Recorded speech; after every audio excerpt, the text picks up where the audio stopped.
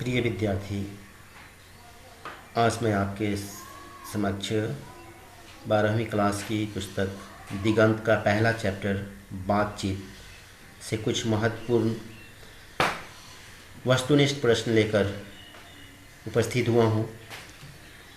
आशा करता हूँ कि यह वीडियो आपकी परीक्षा की तैयारी में बेहद कारगर सिद्ध होगा। चलिए शुरू करते हैं बातचीत का पहला प्रश्न। बालकृष्ण भट्ट के पिता का क्या नाम था? पहला सवाल है, बालकृष्ण भट्ट के पिता का क्या नाम था? यहाँ पे 4 विकल्प हैं, देनी प्रसाद, बेनी प्रसाद भट्ट, टेनी प्रसाद भट्ट, इसमें से कोई नहीं। तो उनके पिताजी का नाम था बेनी प्रसाद भट्ट। तो बेनी प्रसाद भट्ट को हम यहाँ पे हाईलाइट कर देते हैं ताकि आपको याद हो जाए कि बेनी प्रसाद भट्ट इसका सही जवाब है। बालकृष्ण भट्ट के पिता का क्या नाम था? बेनी प्रसाद भट्ट। याद हो गया होगा, आशा करता हूँ कि मैं पहले आप सोच लीजिए, फिर मैं हाईलाइट करूँगा ताकि आपको प्रैक्टिस करने में भी आसान रहेगा। मैं चाहता तो पहले से भी हाईलाइट कर देता, लेकिन इसलिए नहीं किया हूँ ताकि आप सोच ले, फिर मैं जब हाईलाइट करूँगा तो आपको याद हो जाएगा, जल्दी याद होगा। ये खूबी है इस वीडियो की। दमयंती स्वयंवर किस लेखक की रचना है? तो दमयंती स्वयंवर जो है चंद्रधर शर्मा गुलेरी, मलयज, बालकृष्ण भट्ट, भगत सिंह। तो ये बालकृष्ण भट्ट की रचना है, तो बालकृष्ण भट्ट को हम हाईलाइट कर देते हैं यहाँ से, बालकृष्ण भट्ट की रचना है। तीसरे सवाल की तरफ बढ़ते हैं आगे।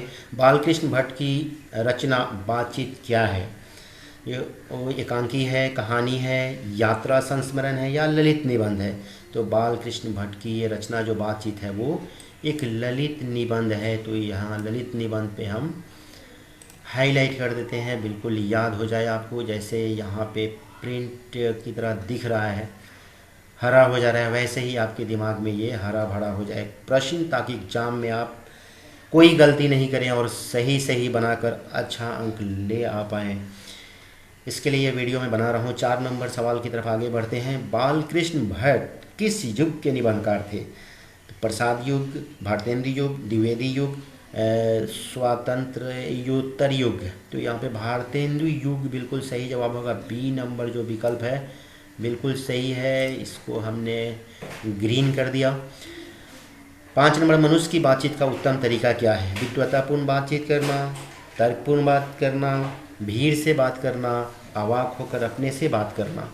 ये डी नंबर जो ऑप्शन है बिल्कुल सही है। अवाक होकर अपने से बात करना, खुद से बात करना जो है ये बातचीत का बिल्कुल सही तरीका है।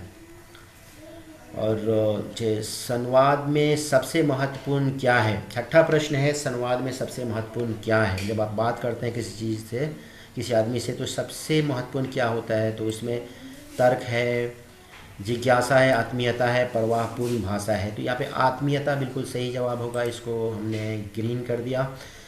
अगले प्रश्न की तरफ बढ़ते हैं। 7 नंबर प्रश्न, बालकृष्ण भट्ट का जन्म हुआ था। बालकृष्ण भट्ट का जन्म कब हुआ था? 23 जून 1884, 23 जून 1844, 20 जुलाई 1902, 18 दिसंबर 1834। तो बी नंबर ऑप्शन बिल्कुल सही है। 23 जून 1844 ईस्वी को बालकृष्ण भट्ट का जन्म हुआ था। तो याद कर लीजिए इसको आप। आगे बढ़ते हैं 8 नंबर सवाल की तरफ। संयोगिता स्वयंवर रचना है, किसकी रचना है ये स्वयं संयोगिता स्वयंवर? तो ये रचना जो है बालकृष्ण भट्ट की है, क्योंकि ये चैप्टर इन्हीं की है। जनरली ये सवाल इसी तरह का होगा, बालकृष्ण भट्ट की। तो आपको याद रख लेना है, ये संयोगिता स्वयंवर बालकृष्ण भट्ट की रचना है। बाकी जो राइटर हैं उनकी यह रचना नहीं है, इसलिए इस पर कोई ध्यान नहीं दिया गया। चलिए अगले प्रश्न की तरफ बढ़ते हैं। 9 नंबर सवाल है, कौन सी रचना बालकृष्ण भट्ट की नहीं है? नूतन ब्रह्मचारी, 100 अजान एक सुजान, सद्भाव का अभाव, परीक्षा गुरु। तो ये तीनों ऊपर जो शुरू में लिखे हुए हैं वो तीनों किताबें बालकृष्ण भट्ट की है। ये परीक्षा गुरु किताब जो है इनकी नहीं है, तो इसको हम ग्रीन कर देते हैं, आपको याद हो जाएगा। ये आराम से परीक्षा गुरु बालकृष्ण भट्ट की रचना नहीं है। बाकी सब रचना बालकृष्ण भट्ट की है, याद कर सकते हैं। कई जवाब आपको मिलेंगे इस सवाल से। नूतन ब्रह्मचारी किसकी रचना है पूछ दे तो आपको बालकृष्ण भट्ट याद रखना है। 100 अजान 1 सुजान किसकी रचना है, तो बालकृष्ण भट्ट याद रखना है। मतलब एक सवाल है लेकिन उसको घुमा फिरा के कई तरीके से पूछा जा सकता है। तो आप अगर सही ढंग से याद कर लेते हैं तो कहीं से भी सवाल आएगा तो आप बना लेंगे, कोई दिक्कत ही नहीं होगी। ठीक है, अगले सवाल की तरफ बढ़ते हैं। 10 नंबर, कौन सी रचना बालकृष्ण की है? इसमें बहुत सारे किताब का नाम लिखा है, रेल का विकट खेल, कछुआ धर्म, रेणुका प्राच्य विद्या। तो ये जो पहला सवाल का आंसर दिख रहा है, ये रेल का विकट खेल, रेल का विकट खेल जो है बालकृष्ण भट्ट की रचना है, इसलिए रेल का विकट खेल को ग्रीन कर दिया मैंने। 11 नंबर, बालकृष्ण भट्ट ने कौन सा मासिक पत्र निकाला था? प्रताप, कर्मवीर, हिंदी प्रदीप, ज्योत्सना। तो आपको याद होना चाहिए ये सी नंबर, हिंदी प्रदीप जो है बालकृष्ण भट्ट ने ये मासिक पत्रिका निकाला था। ये हिंदी प्रदीप को याद कर लीजिए आप लोग। 12 नंबर, बातचीत किस विधा की रचना है? आलोचना है या गीत है, शोध है या निबंध है? तो आपको मालूम है कि ये निबंध है बातचीत, तो निबंध को हम ग्रीन कर देते हैं, याद हो जाएगा आपको। 13 नंबर, रॉबिन्सन क्रूसो ने 16 वर्षों के उपरांत किसके मुख से एक बात सुनी? फ्राइडे के, संडे के, एडिशन के, स्टील के। तो पहला ही जवाब सही है, फ्राइडे के मुंह से। फ्राइडे के मुंह से उन्होंने 16 वर्षों के उपरांत बात सुनी। जंगलों में रहते थे, पहली बार आवाज़ जो सुनी उन्होंने रॉबिन्सन क्रूसो ने फ्राइडे के मुंह से, वो भी 16 साल के बाद में। 14 नंबर सवाल है, बातचीत शीर्षक के निबंधकार हैं। कौन है निबंधकार? बातचीत शीर्षक के निबंधकार कौन हैं? यहाँ पे बिंदु छूट गया था। जयप्रकाश नारायण, मोहन राकेश, नामवर सिंह, बालकृष्ण भट्ट। बिल्कुल आसान सवाल है, बालकृष्ण भट्ट जो है सही जवाब है। इस पे हमने हाईलाइट कर दिया, बालकृष्ण भट्ट की ये रचना है, बिल्कुल याद कर लीजिए आप। 15 नंबर, बातचीत के माध्यम से बालकृष्ण भट्ट क्या बतलाना चाहते हैं? क्या बतलाना चाहते हैं? बातचीत की शैली, बातचीत की भाषण की शैली, संवाद की शैली। तो बातचीत की शैली बताना चाहते हैं, इसमें कोई डाउट नहीं है, बातचीत चैप्टर का ही नाम है। 16, बालकृष्ण भट्ट का निवास स्थान कौन सा है? लखनऊ उत्तर प्रदेश, इलाहाबाद उत्तर प्रदेश, मथुरा उत्तर प्रदेश, इनमें से कोई नहीं। तो इलाहाबाद उत्तर प्रदेश का निवास स्थान है, इसको ग्रीन कर दें, आपको याद हो जाए। 17 नंबर, बालकृष्ण भट्ट ने किस पत्रिका का संपादन किया? आर्यव्रत, हुंकार, हिंदी प्रदीप, पंजाब केसरी। तो इस तरह का सवाल पहले भी आपको मिला था, आपको याद होना चाहिए। हिंदी प्रदीप पे हमने अभी थोड़ा देर पहले ये सवाल आया था, तो हिंदी प्रदीप को हम ग्रीन कर देते हैं। 18 नंबर सवाल की तरफ बढ़ते हैं। भट्ट जी की किसने अंग्रेजी साहित्य के एडिशन और स्टील की श्रेणी में रखा? हजारी प्रसाद द्विवेदी, डॉक्टर नागेंद्र, रामचंद्र शुक्ल, रामविलास शर्मा। तो यहाँ पे रामचंद्र शुक्ल सही जवाब होगा। सी नंबर ऑप्शन जो है बिल्कुल सही है, ग्रीन कर दिया मैंने इसे, आप याद कर लीजिए अच्छी तरह से। 19 नंबर, कौन सी रचना बालकृष्ण भट्ट द्वारा रचित नहीं है? पद्मावती, वेणी संहार, मेघदूतम और मेघनाथवध। तो ये जो है मेघदूतम इनकी रचना नहीं है, इसलिए इसको ग्रीन कर दिया जाएगा। सवाल को ध्यान से पढ़ लीजिए, अगर रचित है या नहीं है लिखा है उसके आधार पे आप डिसाइड करेंगे, नहीं तो कई बार ध्यान नहीं देने की वजह से प्रश्न हमारा गलत हो जाता है। 20 नंबर सवाल की तरफ बढ़ते हैं। कौन सा उपन्यास बालकृष्ण भट्ट द्वारा रचित है? मैला आंचल, गोदान, 100 अजान 1 सुजान, अंतराल। तो सी नंबर इसका सही है, 100 अजान 1 सुजान ये उपन्यास है जो बालकृष्ण भट्ट के द्वारा रचित है। 21 नंबर, नाटक के प्रारंभ में होने वाले मंगल पाठ को क्या कहा जाता है? नाटक के प्रारंभ में होने वाले मंगल पाठ को क्या कहा जाता है? भजन, नांदी पाठ, मंगलाचरण, आरती। तो नांदी पाठ कहा जाता है, ये बिल्कुल सही जवाब है। याद कर लीजिए आप लोग कि नाटक के प्रारंभ में जो भी मंगल पाठ होता है उसको नांदी पाठ बोलते हैं। अगले सवाल की तरफ बढ़ते हैं। 22 नंबर सवाल, रॉबिन्सन क्रूसो को कब तक मनुष्य का मुख देखने को नहीं मिला? तो 16 वर्षों तक, ये पहले भी ये सवाल आया था, उसको घुमा के पूछा गया था। अब ये जो है वर्ष पूछ रहा है कितने वर्षों तक, और किसका मुंह नहीं देखा था? किसी मनुष्य का मुंह नहीं देखा था, और उस मनुष्य का नाम जो सबसे पहले उन्होंने देखा था ऊपर हमने पढ़ा था, फ्राइडे। तो यहाँ तक 16 वर्षों तक बिल्कुल सही जवाब होगा, 16 वर्ष तक, सी नंबर। 23 नंबर सवाल की तरफ आगे बढ़ते हैं। बालकृष्ण ने हिंदी प्रदीप नामक मासिक पत्रिका निकालना कब प्रारंभ किया? वो कौन सा सन था जिसमें बालकृष्ण भट्ट ने हिंदी प्रदीप नामक मासिक पत्रिका निकालना प्रारंभ किया था? तो ये जो सन था वो आपको 1877 1877, ए नंबर बिल्कुल सही जवाब है। ए नंबर को ग्रीन कर लिया गया। 24 नंबर की बात करें, अगर बोलने से ही मनुष्य के रूप का साक्षात्कार होता है, या किसने कहा? एडिशन ने, बेन जॉनसन ने, मिल्टन ने और स्पेंसर ने। तो बेन जॉनसन का ये स्टेटमेंट है कि बोलने से ही मनुष्य के रूप का साक्षात्कार होता है। किसी भी आदमी से जब हम बातचीत करते हैं तो उसकी विद्वता का पता चलता है कि वो कितना ज्ञानी है, कितना मृदुल भाषी है। ये सब जब हम उससे बात करते हैं तब पता लगता है।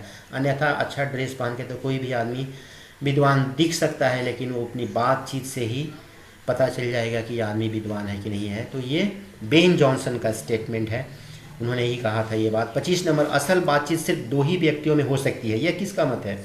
एडिशन, बेन जॉनसन, स्पेंसर या मिल्टन? तो असल बातचीत सिर्फ 2 ही व्यक्तियों में हो सकती है। ये जो मत है वो एडिशन का है, जो पहला ही विकल्प यहाँ पे दिख रहा है, एडिशन सही जवाब है।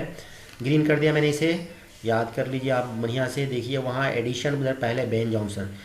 तो दोनों में जो स्टेटमेंट में जो डिफरेंस है उसको आप पहचान कर लीजिए, अन्यथा एग्जाम में कंफ्यूज हो सकते हैं। 26 नंबर सवाल है, एडिशन के अनुसार असल बातचीत कितने लोगों के बीच हो सकती है? 2 लोगों के बीच, 3, 4, 5। तो असल बातचीत 2 लोगों के बीच हो सकती है। जब 2 आदमी होते हैं तो दिल खोल के बात करते हैं, जो मर्जी बात करते हैं, लेकिन बड़ी भीड़ में जो है आप सही बात नहीं कर सकते। पार्टिकुलर टॉपिक पे बोलना होता है, इसलिए 2 आदमी के बीच कोई टॉपिक नहीं होता है, जिस तरह की मर्जी बात कर सकते हैं। तो एडिशन के अनुसार ये बिल्कुल सही बात है कि 2 आदमी के बीच में ही असल बातचीत हो सकती है। 27 नंबर सवाल है, बातचीत से मन किस प्रकार का हो जाता है? क्रोधपूर्ण हो जाता है, भारी और बोझिल हो जाता है, हल्का और स्वच्छ होता है, इनमें से कोई नहीं। तो बातचीत एक ऐसा तरीका माध्यम है जिससे बातचीत हम कर लेते हैं तो हमारा जो मन है वो हल्का और स्वच्छ हो जाता है, इसमें कोई शक नहीं है। हम अपनी दुखों को, अपनी परेशानियों को जब हम शेयर करते हैं अपने मित्रों से तो हमारा मन हल्का और स्वच्छ हो जाता है। चलिए 28 नंबर सवाल की तरफ बढ़ते हैं। इसमें लिखा है, किसके न होने से सृष्टि गूंगी प्रतीत होती है? किसके न होने से सृष्टि गूंगी प्रतीत होती है? तो यहाँ पे ये सवाल थोड़ा पीला और पीला अच्छा नहीं लग रहा है, इसको मैं चेंज कर लेता हूँ और ये और अच्छा नहीं लग रहा है, इसको हम कंट्रोल Z, ठीक है। चलिए ऐसे ही, किसके ना होने से सृष्टि गूंगी प्रतीत होती है? श्रम शक्ति, वाक शक्ति, दिव्य शक्ति, स्मरण शक्ति। तो जब आपको वाक शक्ति नहीं होगी, बोलने की क्षमता नहीं होगी, तो ये गूंगी प्रतीत होगी, आप उसको व्यक्त नहीं कर पाएंगे। तो वाक शक्ति बिल्कुल सही जवाब होगा, इसको हम ग्रीन कर दिए। आप याद कर लीजिए कि सृष्टि गूंगी कब प्रतीत होगी? जब हमारे पास वाक शक्ति नहीं होगी, बोलने जब नहीं आएगा तो हम इस सृष्टि की सुंदरता को महसूस तो कर सकते हैं, जैसे गूंगा आदमी महसूस करता है, लेकिन उसको अभिव्यक्त नहीं कर सकता है। तो इसीलिए वाक शक्ति बिल्कुल सही जवाब है। 29 नंबर सवाल है, आर्ट ऑफ कन्वर्सेशन कहाँ के लोगों में ज़्यादा प्रचलित है? तो आर्ट ऑफ कन्वर्सेशन जो है अफ्रीका, भारत, यूरोप, कनाडा। तो यूरोप इसका सही जवाब है। यूरोप के लोगों में आर्ट ऑफ कन्वर्सेशन ज़्यादा प्रसिद्ध है या प्रचलित है, सॉरी। तो यहाँ पे यूरोप को हम लोग सेलेक्ट करेंगे, यूरोप सही जवाब है। यूरोप के लोगों में आर्ट ऑफ कन्वर्सेशन ज़्यादा प्रचलित है। 30 नंबर सवाल है, बाल कृष्ण भट्ट किस काल के रचनाकार हैं? आदिकाल, भक्तिकाल, रीतिकाल, आधुनिक काल। ये आधुनिक काल के रचनाकार हैं, इसलिए यहाँ पे आधुनिक काल को ग्रीन कर दिया मैंने। लास्ट 31 नंबर सवाल है, जो यहाँ गलती से 30 हो गया, मैं 31 कर देता हूँ। ये टोटली ऑनलाइन मैं बता रहा हूँ आपको स्क्रीन से। जैसा काम वैसा परिणाम किस लेखक द्वारा रचित प्रहसन है? तो जैसा काम वैसा परिणाम ये बाल कृष्ण भट्ट के द्वारा रचित प्रहसन है। तो डी नंबर सही जवाब है, जिसको हम ग्रीन कर देते हैं, इस उम्मीद के साथ कि आप याद कर लिए होंगे। तो शुरू से अंत तक एक बार फिर से आप देख लें, यहाँ कोई सवाल छूट तो नहीं गया, मुझे लग रहा है कोई सवाल छूटा नहीं है। यहाँ से एक बार आप पुनः 2 बार से ज़्यादा 3 बार अगर आप इस वीडियो को देख लेते हैं तो मुझे पूरा उम्मीद है कि आप पूरे ये 31 सवाल आपके दिमाग में वैसे ही ग्रीन हो जाएंगे, जैसे मैंने यहाँ ग्रीन किया हूँ, एकदम दिमाग में फीड हो जाएंगे, प्रिंट हो जाएंगे। तो मैं आशा करता हूँ कि ये पहला चैप्टर का जो क्वेश्चन है आपको अच्छी तरह से समझ में आ गया होगा। आपको कहीं अगर ये वीडियो अच्छा लगा हो तो हमें बताइए, ताकि हम इस तरह की और वीडियो आपके लिए ला सकें। तब तक अगले चैप्टर का हम वीडियो बनाएंगे।